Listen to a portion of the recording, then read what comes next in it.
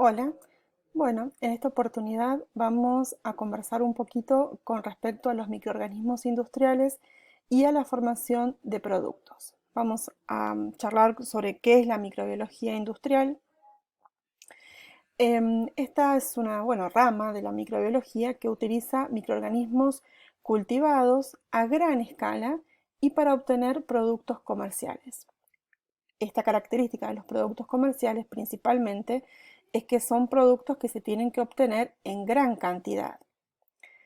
Cuando hablamos de un proceso microbiano y a gran escala, debemos pensar primero en un proceso de fermentación alcohólica.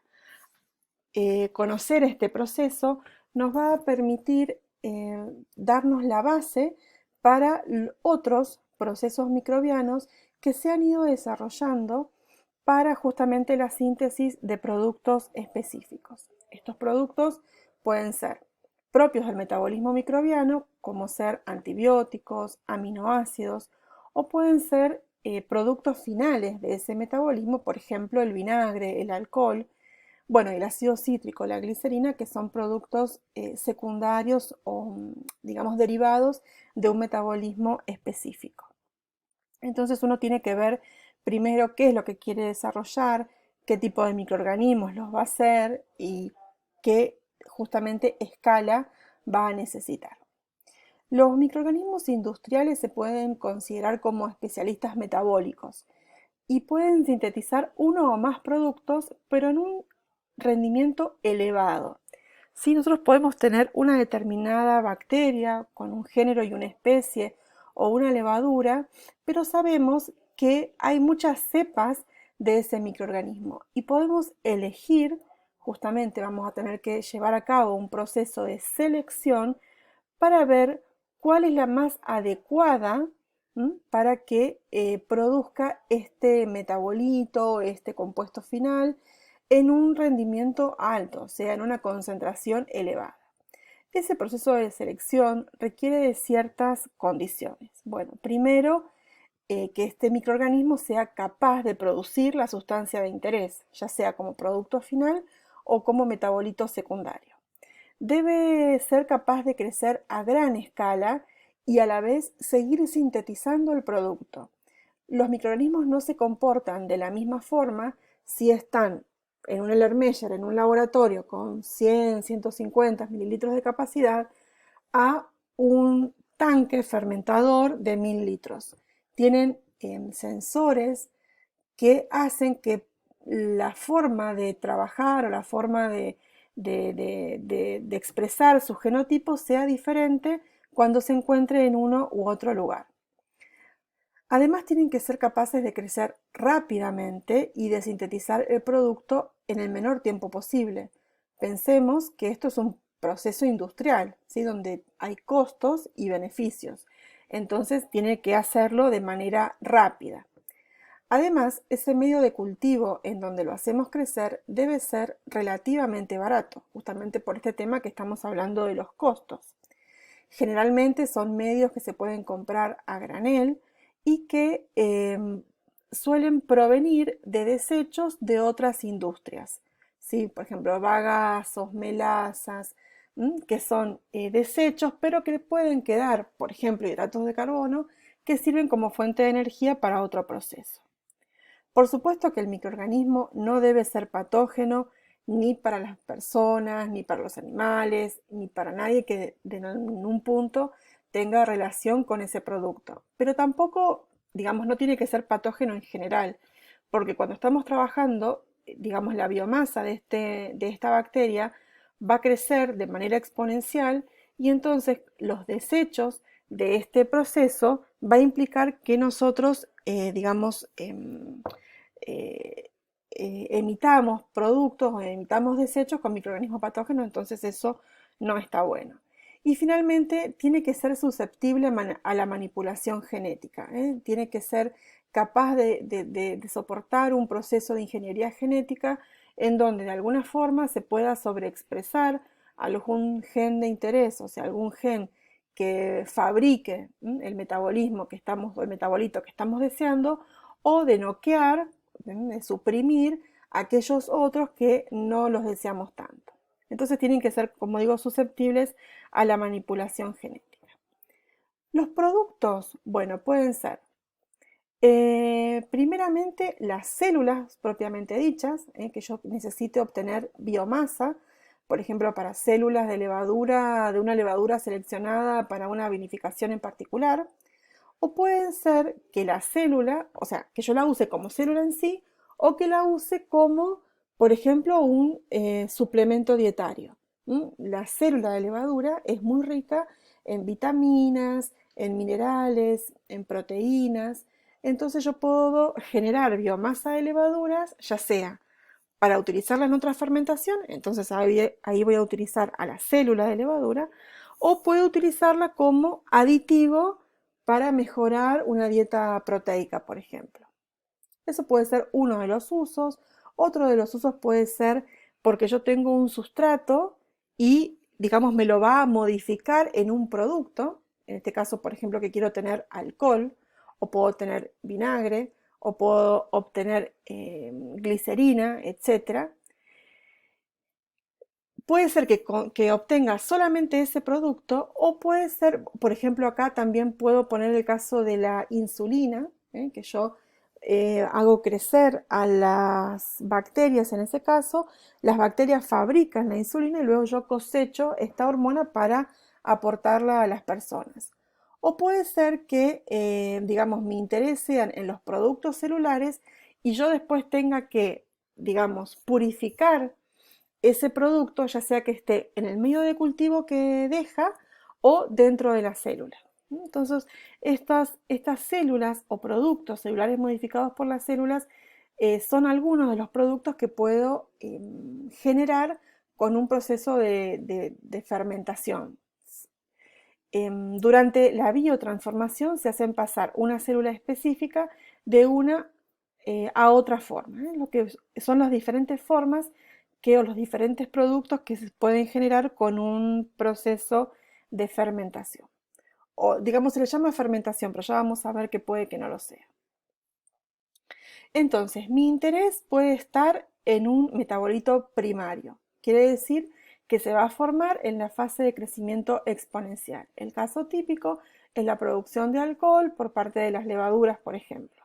Va a ir aumentando tanto el número de células como la concentración de alcohol, a la vez que va a ir disminuyendo la concentración de azúcar. Esto va a suceder en un tiempo tal que luego de un determinado momento voy a poder recoger el alcohol formado por estas levaduras.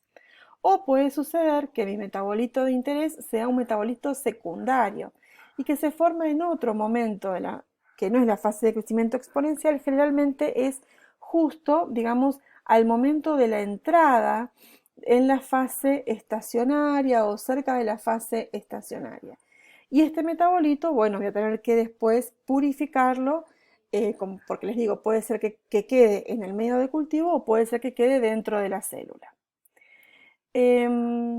Entonces, en estas dos gráficas podemos ver las diferencias entre si uno tiene como objetivo el metabolito primario o si tiene el metabolito secundario. Cuando queremos trabajar a gran escala, hay ciertas características que regulan estas fermentaciones. Y como les digo recién, el recipiente en que se lleva a cabo el proceso industrial se denomina fermentador. Y el tamaño, bueno, va a variar. Puede ir de 5 o 10 litros o hasta 500.000 litros. Eso va a depender del proceso, de la inversión, de lo que queramos aislar, del microorganismo que estamos trabajando. Por ejemplo, cuando se trabaja con microalgas, se trabaja con piletas muy grandes y un montón. Pero si uno está trabajando con un reactor de bacterias, capaz que con 10 litros le alcanza. Entonces, como les decía recién, más allá del metabolismo que se lleva a cabo dentro de ese fermentador, se le llama así fermentador, pero no es estricto a que lo que esté sucediendo ahí adentro sea un proceso de fermentación. Por ejemplo, como vemos en esta figura, esto es un fermentador de laboratorio que tiene una capacidad de 5 litros. Pero podemos ver, este es un esquema de un fermentador donde se ven sus estructuras y los dispositivos de aireación y el control del proceso. Esto es bueno, si bien es un esquema, como les decía recién, de esos 5 litros que yo tengo en un principio, puedo lograr, qué sé yo, 50.000, 500.000 litros, dependiendo fundamentalmente de cuál es el proceso que yo estoy realizando. Pero para pasar de un volumen tan pequeño a otro mayor, debo lograr lo que se llama el escalado del cultivo. Van a ser esos pasos que me va a permitir esa transferencia de un proceso desde la escala pequeña de un equipo de laboratorio que puedo tener sobre una mesada de trabajo hasta un equipo comercial de gran volumen de capacidad. Ahora, esa transferencia va a implicar una serie de conocimientos que van a estar involucrados: la biología propia del microorganismo, si es aerobio, anaerobio, los requerimientos nutricionales que tiene, cuáles son sus mejores condiciones de pH, cuál va a ser el sustrato limitante, etc. Y también voy a necesitar conocimientos del diseño del fermentador, que si es más ancho y petizo, o si es más largo y flaco, si la aireación viene por debajo, si por encima, si le voy a colocar un difusor, dos difusores a diferentes alturas, si el motor, cuál va a ser la capacidad, etc. O sea, voy a tener que tener una serie de conocimientos previos antes de, digamos, largarme a hacer un escalado de un cultivo microbiano. En líneas generales, cuando uno habla de un desarrollo del escalado, lo que tenemos es lo siguiente. Tenemos un pico de flauta en el cual tenemos nuestro cultivo de reserva o nuestro cultivo stock. Fíjense, de este yo voy a poder tomar una enzada y lo voy a llevar a un medio de cultivo líquido, ya en este caso, con los nutrientes específicos. Y esto que va a pasar, voy a necesitar unas 24, 48 horas a una temperatura determinada y con ciertas condiciones que pueden ser de oxígeno para que este cultivo crezca, se reproduzca, ¿sí? Eso me va a llevar un tiempo. Luego, a partir que yo esto puedo medir, por ejemplo, la densidad óptica de este matraz, de Stellar Measure, perdón, de Stellar Measure, para saber cuál es el cultivo, cuál es la concentración de las células en este momento. Una vez conseguido esto, lo puedo a su vez pasar a un cultivo mayor. En este caso, esto, por ejemplo, si tuviera aireación, esto lo puedo poner en un agitador. Ahora, si ya tengo un tanquecito, esto no lo puedo poner en un agitador, le tengo que colocar una agitación interna. Esto puede tener un motorcito, puede girar, puede ser que yo lo haga manualmente. Y luego, nuevamente, esperar una cierta cantidad de tiempo, probablemente ya no sean 2 días, sino que sea 3, 4 o hasta una semana, para poder alcanzar una biomasa adecuada, ¿sí? Una vez que consigo esta biomasa adecuada, a partir de ahí lo voy a poder pasar a un dispositivo mayor. Ya en este dispositivo voy a necesitar medir la cantidad de oxígeno que se ingresa, el control de pH, y voy a tener ciertos dispositivos que va a permitir, bueno, la incorporación de todos estos compuestos, pero también la cosecha de esa biomasa que estoy haciendo crecer. Puede ser que coseche la biomasa celular o puede ser que retire el medio de cultivo, digamos, donde ya los sustratos se transformaron en productos y necesite yo luego purificar un determinado metabolito.